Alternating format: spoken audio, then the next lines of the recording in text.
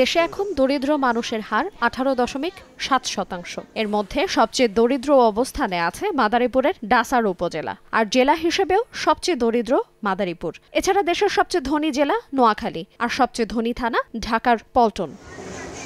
বৃহস্পতিবার বাংলাদেশ পরিসংখ্যান ব্যুরোতে প্রকাশিত বাংলাদেশের দারিদ্র্য মানচিত্র 2022-এ এসব তথ্য উঠে এসেছে।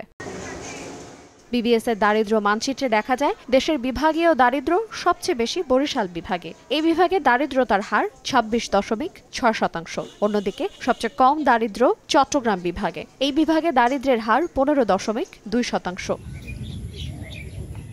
জেলা হিসেবে সবচেয়ে বেশি দারিদ্র মাদারীপুর জেলা।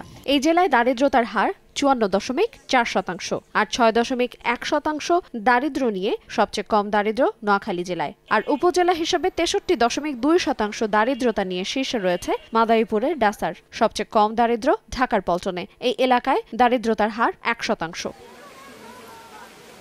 মানচিত্রে দেখা গেছে দেশের গ্রাম এলাকায় দারিদ্র্য কমেছে, কিন্তু শহর এলাকায় তা বেড়েছে। 2022 সালের খানা আয় ব্যয় জরিপে গ্রাম এলাকার দারিদ্র্য ছিল 20.5%। দারিদ্র্য মানচিত্রে তা কমে দাঁড়িয়েছে 20.3%। খানা জরিপে শহর এলাকায় দারিদ্র্য ছিল 14.7%। দারিদ্র্য মানচিত্রে তা বেড়ে হয়েছে 16.5%।